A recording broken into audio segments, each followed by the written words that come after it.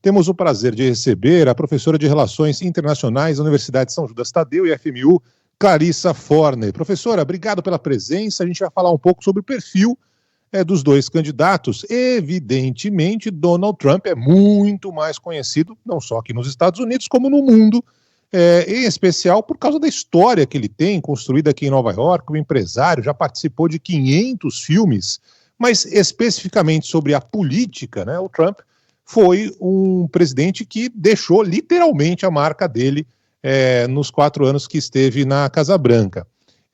Começando sobre o Trump, professora, o que dá para imaginar no segundo mandato de Trump? Tem muitas teorias para tudo quanto é lado aqui nos Estados Unidos, o que pode significar a volta de Trump ao poder. O que a senhora pensa? Bom dia. Bom dia, Eduardo. Bom dia, Roberta. Bom dia às pessoas que nos escutam. Também é um prazer estar aqui.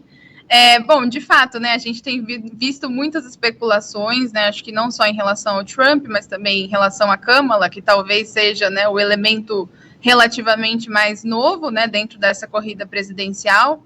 Mas eu tendo a pensar, né, que eu acho que a gente pode imaginar que numa possível reeleição, né, o Trump talvez, e isso a gente consegue observar também, né, nas próprias plataformas de governo, né, que ele tem lançado, que ele dê continuidade, né, para muitas das políticas que ele já vinha adotando, né, e aí eu destacaria principalmente, né, uma versão muito mais restritiva das políticas migratórias, né, em relação ao que foi o governo Biden. Acho que também uma política econômica também que vai pelo campo ali dos cortes de tarifas, né, que é uma coisa, aliás, né, de taxas, né, de impostos principalmente.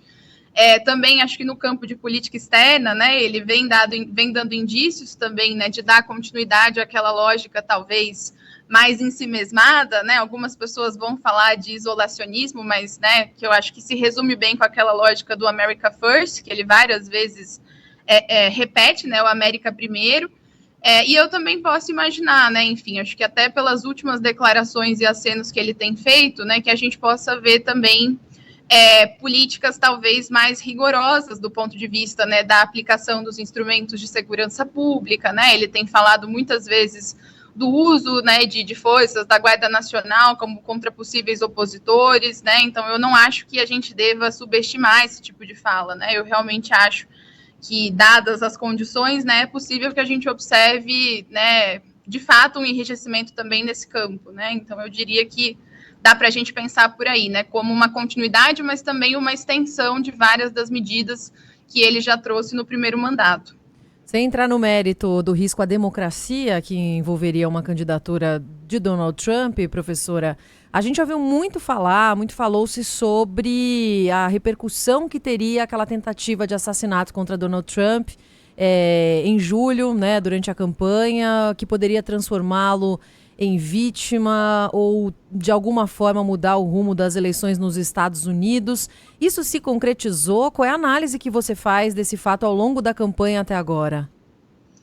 Roberta, eu acho que do ponto de vista dos resultados das eleições, eu não acho que aqueles atentados eles tenham contribuído, né, para causar mudanças profundas, assim, né? Eu acho que se a gente olha as pesquisas, a maioria delas se manteve ali mais ou menos estável, né, como estão agora, né, a gente está vendo um cenário que é muito acirrado, né, com empate técnico na maior parte dos estados pêndulo, que são aqueles estados, né, que oscilam entre republicanos e democratas, então não tem necessariamente uma vantagem. O que eu acho que esses atentados contribuem é para criar e talvez inflamar ainda mais aquela narrativa antissistema que é muito característica do Trump, né? Enfim, que ele tem adotado e que também os seus apoiadores em geral adotam, né? De construir aquela imagem do Trump como uma figura que se opõe às, né, sei lá, às instituições governamentais convencionais, né?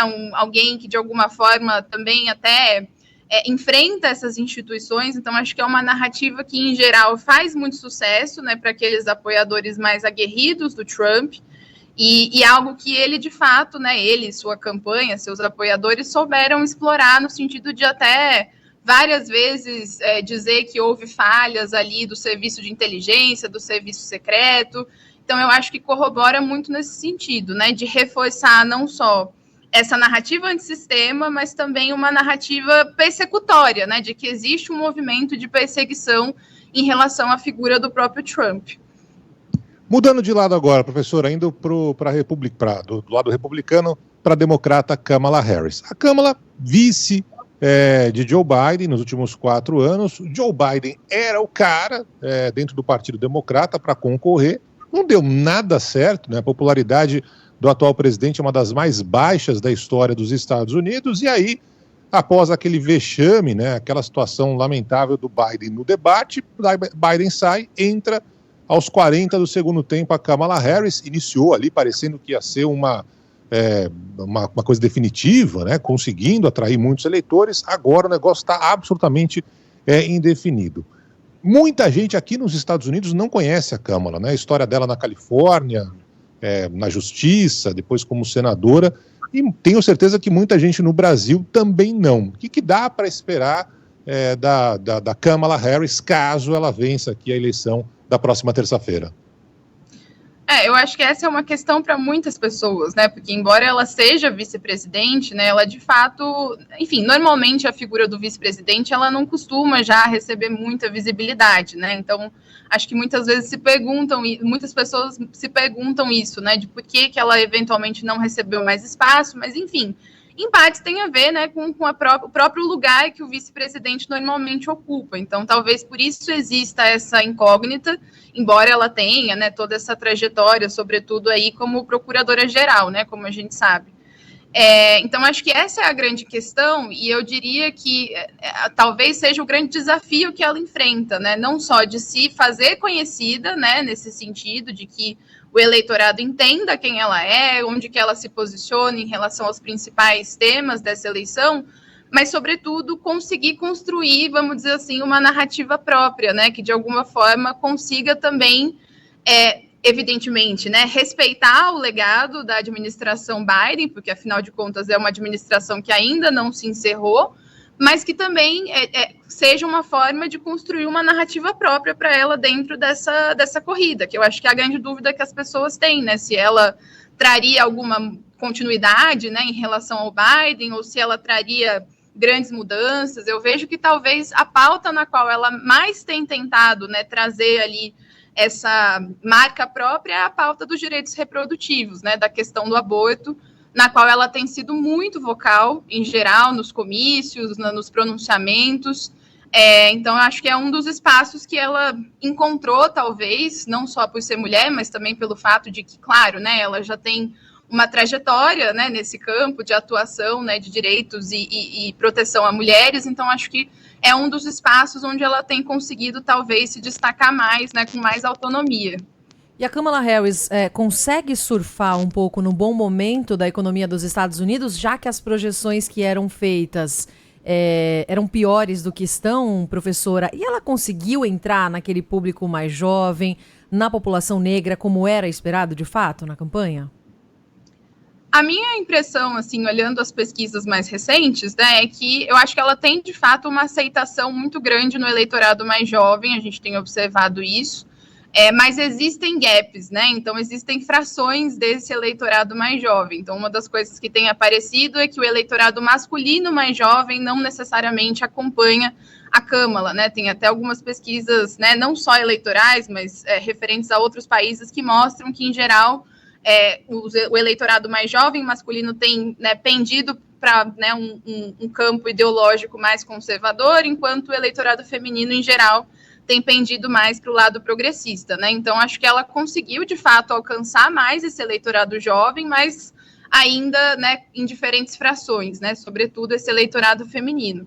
E em relação ao eleitorado negro, o eleitorado hispano-americano, também, né, ainda acho que há uma percepção de que essa penetração, né, da campanha democrata, ela ainda talvez esteja um pouco aquém das expectativas, né? Acho que havia talvez uma ideia de que essa penetração seria mais facilitada, até talvez por uma questão de identificação, mas, ao mesmo tempo, né, existem limitações, inclusive porque existe uma parcela do eleitorado afro-americano que é muito crítica às políticas que a própria Kamala defendia em relação ao encarceramento, né? Então, enfim, acho que essa identificação ela não é tão imediata assim.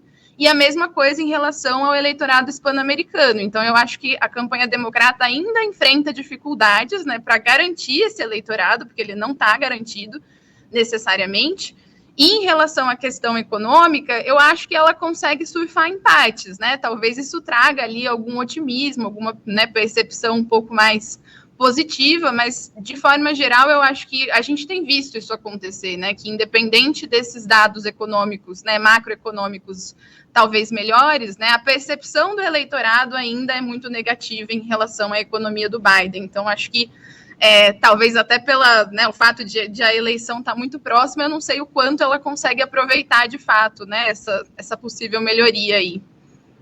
E na prática, no dia a dia aqui nos Estados Unidos, digamos que esses números que aparecem, né, esses levantamentos não aparecem no dia a dia na hora que você vai pagar a conta no mercado. Então não é tão simples para o eleitor entender. Eu quero agradecer demais a participação da professora de Relações Internacionais da Universidade São Judas Tadeu, da FMU, professora Clarissa Forner, conversando com a gente nesse especial que a gente está fazendo no Band News Station ao longo dessa semana, sobre o perfil hoje dos dois candidatos. Clarissa, muito obrigado mais uma vez, um abraço, até a próxima. Eu que agradeço, até a próxima, pessoal.